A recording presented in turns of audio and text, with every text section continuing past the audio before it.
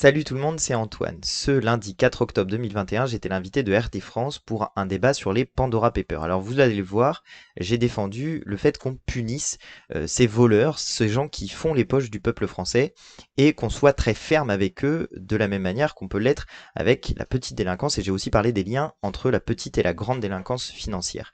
Bref, je vous laisse regarder cette émission, ce débat, et puis comme toujours, je vous retrouve à la fin. N'oubliez pas de vous abonner à la chaîne si cette vidéo vous plaît. Pandora Papers maintenant, c'est l'objet de notre face-à-face. Et avec nous pour en parler, Antoine Léaumont, responsable communication numérique de Jean-Luc Mélenchon et de la France Insoumise, Eugène Darona, membre du comité exécutif d'Objectif France. Bonsoir à vous. Bonsoir. Merci d'être avec nous ce soir sur RT France. Alors d'abord, peut-être qu'on va s'intéresser à l'ICIJ, justement, qui regroupe des journalistes d'investigation dans une centaine de pays et territoires, une centaine de médias aussi. En France, on y compte Le Monde, la société de production Première Ligne qui produit l'émission Cache Investigation sur France 2, la cellule investigation de Radio France.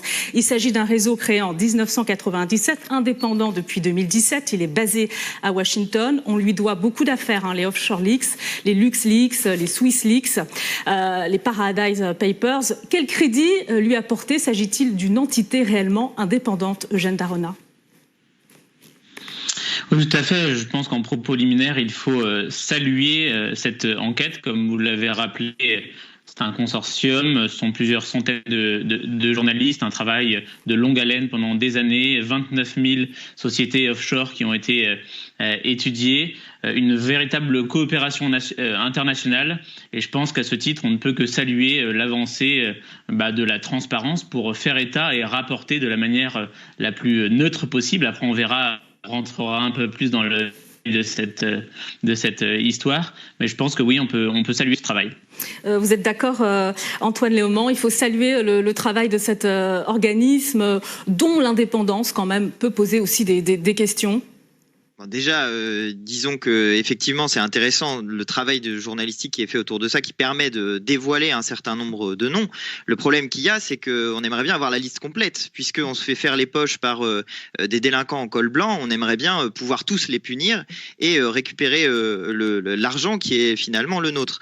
Il y a un petit problème quand même dans tout ça, c'est que étant donné que 90% des médias sont détenus par des milliardaires et qu'on voit que dans la liste principalement c'est des milliardaires, peut-être que si le patron des médias est concerné par ce genre de pratique, il va y avoir, disons, des petites réticences à publier le nom de ces propriétaires de médias si jamais ils étaient d'aventure impliqués. Donc ce qu'il faudrait pour que la confiance soit pleine et totale, c'est que la liste intégrale de ceux qui ont fraudé et triché soit publiée. Eugène Darona, là-dessus? Je pense qu'ensuite, seule une coopération internationale peut faire vraiment, véritablement avancer ces sujets.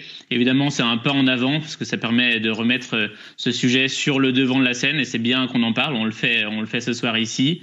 Ensuite, il y a de nombreuses initiatives qui sont prises déjà au niveau de l'OCDE notamment. Je sais qu'il y a un Français, Pascal Saint-Amand, qui travaille sur ces questions des paradis fiscaux. Ça prend du temps, évidemment, ça prend du temps. Cette affaire va pas être traitée du jour au lendemain. Et je pense qu'il faut pas être naïf. Sur la connivence entre les médias et les milliardaires. Je peux pas m'exprimer là-dessus dans la mesure où, comme l'a dit l'autre intervenant, nous n'avons aujourd'hui pas les éléments sur les personnes concernées. En tout cas, toutes les personnes concernées. Pour moi, ce qui compte, c'est que cette cause de la transparence fiscale avance et je crois assez efficace le fait qu'on ait déjà quand même certains noms qui soient publiés parce qu'aujourd'hui, la notoriété, c'est ce qui compte aussi pour les entreprises, pour les hommes influents. Et je pense que si ça peut avoir un effet notamment démocratique et que les citoyens peuvent s'emparer ensuite de ces sujets et faire pression justement, ça ne pourra que aller dans le bon sens. Alors c'est vrai qu'il y a plus de 300 hommes et femmes détenteurs de l'autorité publique qui sont épinglés, pas seulement, il y a des personnalités de tous bords, même le mannequin Claudia Schiffer. En tout cas, ces révélations, elles posent la problématique de l'évasion fiscale massive qui résiste visiblement aux nouvelles réglementations fiscales internationales. Comment l'expliquer, Eugène Darona ? Je crois que d'abord, dans ce sujet de l'évasion fiscale ou de la fraude fiscale, c'est un peu le problème. Alors, j'ai salué les avancées. Vous parliez tout à l'heure du chiffre de 11 300 milliards d'euros. Ça donne évidemment le tournis.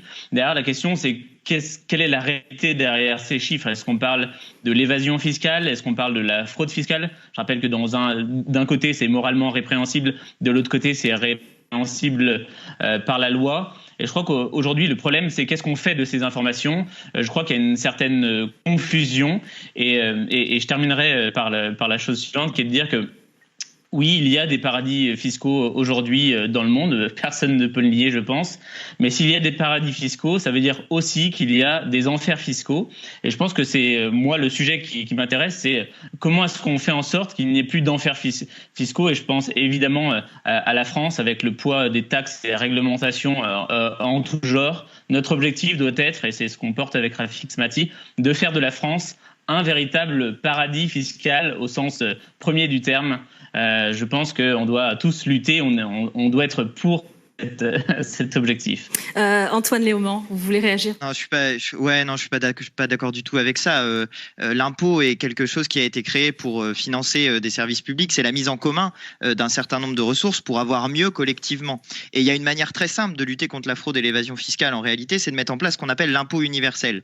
Les États-Unis le font. L'impôt universel, c'est quoi? C'est vous habitez dans un autre pays. Exemple, vous décidez d'habiter au Luxembourg. Eh bien, vous payez vos impôts au Luxembourg, mais vous payez la différence au fisc français de ce que vous devriez en France si vous étiez resté habité en France. Voilà une manière simple et efficace de lutter contre l'évasion fiscale et de financer correctement l'État. Parce qu'il faut savoir que la fraude et l'évasion fiscale, chaque année, ça représente entre 80 et 100 milliards d'euros, c'est-à-dire un quart du budget de l'État. Là, les chiffres qui sont donnés, 11 300 milliards de dollars, ça représente presque 5 fois le PIB de la France. Donc on voit que c'est des sommes qui sont considérables et qu'il y a en réalité des gens qui sont des traîtres à leur patrie, des gens qui n'acceptent pas de participer à l'impôt, qui n'acceptent pas de financer les services publics, qui n'acceptent pas, parce qu'ils ont beaucoup, de venir en aide à tous les autres. Parce que si les gens gagnent beaucoup d'argent, ils ne le font pas tout seuls dans un monde indépendant des autres. Ils le font parce qu'il y a des gens qui travaillent dans leurs entreprises, parce qu'il y a des gens qui créent la richesse par leur travail.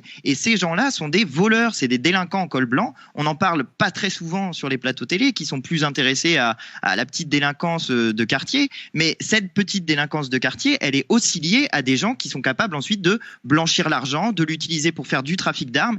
Et finalement, toute cette délinquance, c'est un ensemble de choses. Si on veut lutter aussi contre la petite délinquance, il faut être capable de lutter contre la grosse délinquance, contre ceux qui accumulent des milliards d'euros et qui fuient le fisc. Alors justement... Et un dernier point, peut-être sur ça. Vous dites qu'il y a des politiques qui sont dedans. C'est un gros problème parce qu'ensuite, comment avoir confiance dans le fait que ces gens-là sont capables de lutter contre la fraude et l'évasion fiscale? On a supprimé des postes de contrôleurs fiscaux. Or, ce sont des postes qui rapportent de l'argent. Un contrôleur du fisc, c'est quelqu'un qui fait gagner de l'argent. C'est un fonctionnaire qui rapporte de l'argent à l'État. Et on voit que les gens qui ont décidé de supprimer des postes de contrôleurs fiscaux sont coupables aussi d'avoir aidé cette fraude et cette évasion fiscale. Je peux vous dire que si Jean-Luc Mélenchon arrive au pouvoir en 2022, c'est quelque chose qui va changer radicalement. Nous allons créer des postes et beaucoup dans ce domaine-là. Alors, en juillet dernier, sous l'égide de l'OCDE, 130 pays ont quand même adopté une réforme sur la fiscalité internationale avec la création d'un impôt justement sur les sociétés minimales. Cela faisait suite à différentes affaires comme les LuxLeaks ou les Panama Papers ou encore les Paradise Papers. Visiblement, ce genre de mesures, ce n'est pas suffisant. L'évasion fiscale se montre résilient. Comment est-ce qu'on peut lutter efficacement contre les paradis fiscaux, les sociétés offshore qui s'affranchissent particulièrement des règles Eugène Daronin? Je pense que, encore une fois, seule la coopération internationale peut permettre de lutter contre les paradis fiscaux. Vous savez, l'année dernière, Bruno Le Maire est arrivé sur ses grands chevaux et il a déclaré la guerre aux GAFA. C'est un peu dans le même registre. Les GAFA ne payent pas d'impôts et il faut donc les faire contribuer. Et donc, on a inventé en France, on a cette passion pour la taxe GAFA. Et la taxe GAFA l'année dernière, est-ce que vous savez combien elle a ramené d'argent dans les caisses de l'État français? Elle a ramené 375 millions d'euros. Et donc, et en plus, les États-Unis ont bandit des menaces de rétention, des barrières douanières, et donc on est en train de faire sauter cette taxe pour, au final, avancer sur une base coopérative au niveau de l'OCDE. Et donc je pense que c'est la seule solution. C'est-à-dire que les coups de menton pour faire croire qu'on va pouvoir demain faire entrer 80, 100 milliards d'euros dans les caisses de l'État. Premièrement, je pense que c'est un peu faire insulte aux agents de Bercy qui travaillent d'arrache-pied. Je pense que s'il y avait 80 milliards d'euros qui étaient à nos portes, je pense qu'on pourrait les trouver. Évidemment, il faut lutter contre la fraude fiscale, mais il faut en fait lutter contre toutes les fraudes. Mais ensuite, il faut aussi se poser la question de qu'est-ce qu'on fait de cet argent. C'est-à-dire que si demain on trouvait, comme le propose monsieur, 80 milliards d'euros, je suis convaincu qu'avec la gestion aujourd'hui de l'État français, on serait incapable de mettre cet argent intelligemment dans les hôpitaux, dans les écoles, dans les infrastructures, dans la transition écologique. Et donc, il faut voir les choses du début de la chaîne jusqu'à la fin. Aller chercher l'argent, bien sûr, s'il y en a, mais surtout se poser la question de l'utilisation de cet argent et arrêter avec les recettes un peu faciles et parfois démagogiques. Ouais, qu'est-ce qu'on fait de cet argent, justement? On va regarder cette réaction via Twitter d'Éric Coquerel. Le Pandora Papers confirme l'énorme évasion fiscale. 11 300 milliards, soit quasiment le PIB de l'Union européenne, 10 fois celui de la France. Pas d'argent magique? En tout cas, un argent volé, oui. Il manque à l'investissement écologique, à combattre la pauvreté, aux services publics, aux salaires.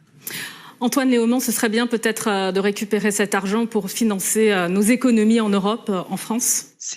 C'est clair, cet argent, on en a besoin et au premier titre pour financer la transition écologique et pour financer finalement même l'adaptation au changement climatique. Vous avez peut-être vu qu'à Marseille, aujourd'hui, il y a des pluies diluviennes qui sont tombées dans la nuit. Donc, si on veut, désormais, c'est des choses qui vont arriver. Donc, il faut adapter nos infrastructures. Tout ça, ça va avoir un coût. Et si on veut pouvoir les financer, il faut récupérer cet argent-là. Mais de même, le service public, un service public de qualité dans les hôpitaux, les écoles et tous les domaines dans lesquels les services publics peuvent être utilisés.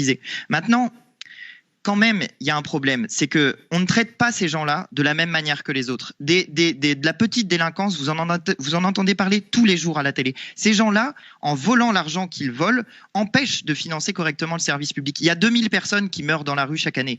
Ces gens-là ont un devoir de partage. C'est un devoir de partage. Et ils ne le font pas.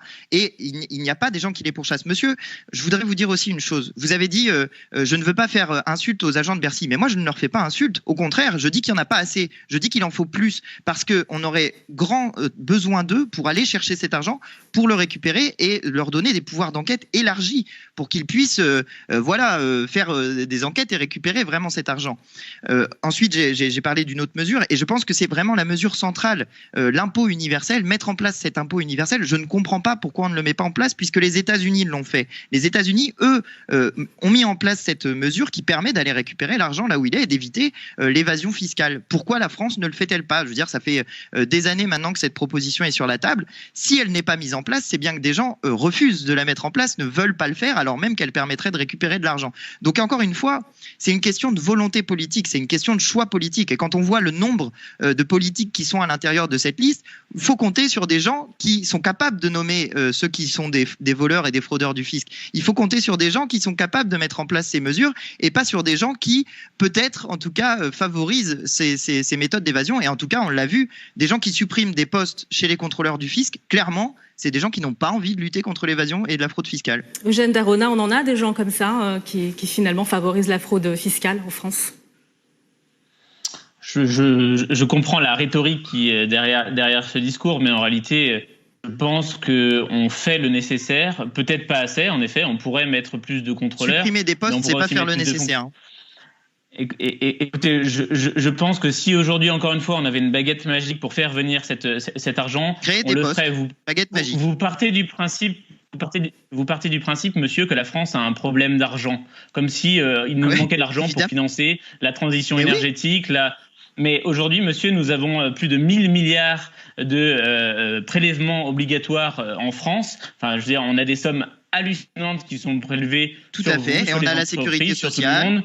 Et on a la sécurité sociale. Et on ne paye pas quand on va à l'hôpital. Et on ne paye pas l'école. Donc oui, on a des grosses dépenses publiques. Mais il faut voir ce qu'on a avec aussi. On a la retraite. Si je puis me permettre de finir ma démonstration, penser que la France a un problème d'argent, c'est juste hallucinant aujourd'hui en 2021, alors qu'encore une fois, on a des prélèvements qui sont massifs. Donc, ok, on pourrait aller chercher plus d'argent, mais c'est un peu comme les discours faciles de demain, on va stopper l'immigration et ça va nous rapporter X milliards d'euros. Demain, on va sortir de l'Union européenne et ça va nous ramener X milliards d'euros. Je pense qu'il faut qu'on sorte des logiques faciles, lutter contre la fraude fiscale évidemment, et être plus ferme, mais avec les fraudeurs fiscaux, comme avec tous les fraudeurs, comme avec tous ceux qui trichent. Mais ensuite, réfléchir intelligemment à l'utilisation qu'on fait de cet argent et établir des priorités, parce que l'État ne peut pas tout financer. L'État ne peut pas être partout. On va regarder une autre réaction, parce qu'évidemment, cet enjeu autour de la fraude fiscale, mais pas seulement. Il y a aussi l'argent sale qui est en jeu. Et on regarde cette réaction via Twitter de Fabien Roussel, qui est candidat du Parti communiste à la présidentielle. L'évasion fiscale, c'est 8 000 milliards d'euros d'actifs financiers tenus dans des comptes offshore, mélangés à l'argent de la drogue, de la traite d'êtres humains et du trafic d'armes. Il faut désintoxiquer nos économies. Antoine Léaumont, il faut désintoxiquer nos économies. On voit là qu'il y a un enjeu aussi important, des milliers de milliards de dollars, de l'argent sale, peut-être aussi un système mondialisé de finances détournées. C'est ce que je vous disais tout à l'heure. Cet argent qui est blanchi, cet argent de la fraude, dans une certaine mesure, dans une certaine part de cet argent-là, il est aussi lié au trafic de drogue, il est aussi lié au trafic d'armes, et il est lié au trafic dont on entend toujours parler à la télé. Moi, je suis très choqué d'une chose, c'est que ces gens-là sont des voleurs, mais à un niveau qui est 1000 fois plus important que le voleur de sac à main dans la rue. Ça n'excuse pas le voleur de sac à main, mais on a l'impression qu'on excuse ceux qui sont en train de nous faire les poches depuis des années. C'est l'argent de tous les Français qu'ils volent. Ces gens-là sont les voleurs du peuple tout entier, pas de une personne dans la rue. C'est pas des gens qui sont en train de mourir de faim et qui vont voler une pomme parce qu'ils essaient de se nourrir. C'est des voleurs, des riches voleurs. C'est des voleurs en costume. Et au bout d'un moment, il faut être capable de les nommer, il faut être capable de les pourchasser, il faut être capable de les mettre en prison parce que ce sont des voyous. Et il y en a ras-le-bol de les excuser sans arrêt, de dire que oui, les pauvres, ils s'en vont parce que ça serait un enfer fiscal en France. Non, c'est pas un enfer fiscal. En France, on a la sécurité sociale, l'hôpital, l'école. Voilà à quoi ça sert d'avoir des services publics et de payer des impôts. Donc, au bout d'un moment, les voleurs en prison. Basta, c'est tout, il y en a ras-le-bol. Eugène Darona, justement, la lutte contre la fraude fiscale, peut-être qu'on n'en fait pas assez. Est-ce que cette problématique, elle doit être au cœur du débat en vue de l'échéance électorale à venir importante, la présidentielle, et puis surtout aussi une préoccupation majeure, d'autant plus pour la France, qui va prendre la présidence de l'Union européenne. Ce sera à partir de janvier prochain. Ouais, je pense que c'est un vrai sujet, comme il y a d'autres vrais sujets pour la France. La question, c'est en effet dans quel pays est-ce qu'on a envie de vivre aujourd'hui. Moi, j'ai envie de vivre dans un pays où les mêmes règles sont appliquées à tous. Et encore une fois, du coup, je rejoins évidemment les propos de mon interlocuteur. Il faut les mêmes règles pour tous et punir sévèrement ceux qui trichent, mais encore une fois, à tous les niveaux. C'est-à-dire que, et vous avez raison de dire qu'on ne va pas pour autant excuser ceux qui font des petits vols. Et aujourd'hui, on a cette culture en France de l'excuse, de cette culture du relativisme, de ce n'est pas grave, une certaine caution en effet de tout cela. Et je pense qu'il faut être impitoyable avec ceux qui trichent. Ça veut dire qu'il faut aussi réformer notre justice, puisque derrière, la justice aujourd'hui est en manque criant de moyens. Donc, qu'est-ce qu'on fait des gens qui trichent si on n'est pas capable derrière? Et vous faites un vol aujourd'hui, demain, le lendemain, vous êtes libéré. Enfin, cette société n'est pas tenable. Je pense que pour refaire société, puisque encore une fois, je parlais de dans quelle France nous avons envie de vivre et de construire pour demain, la société, elle ne tiendra qu'avec la confiance. Aujourd'hui, il y a une telle défiance envers nos élites, évidemment, envers les politiques, que si à un moment donné, il n'y a pas des mesures claires qui viennent contrecarrer et redire aux citoyens « Ok, que vous soyez petit, moyen ou grand, si vous respectez la loi, il n'y a aucun souci, on pourra continuer à vivre ensemble. Par contre, le premier qui va commencer à déborder sera sévèrement puni. » Je peux vous dire qu'on créera les conditions d'un nouveau contrat social. Je pense que la France pourra prendre toute sa part chez nous et puis au niveau de l'Union européenne, évidemment, puisque nous allons prendre la présidence. Merci à vous, Eugène Darona, membre du comité exécutif d'Objectif France. Et merci à vous, Antoine Léaumont, responsable communication numérique de Jean-Luc Mélenchon et de la France Insoumise. Voilà, c'est la fin de cette vidéo, j'espère qu'elle vous a plu. Si c'est le cas, je vous invite à la partager sur les réseaux sociaux et à mettre des petits pouces bleus. Je vous invite aussi à vous abonner à ma chaîne si vous ne l'avez pas fait, en n'oubliant pas de cliquer sur la petite cloche pour recevoir des notifications. Et en attendant, je vous dis à très bientôt pour de nouvelles vidéos. Allez, salut!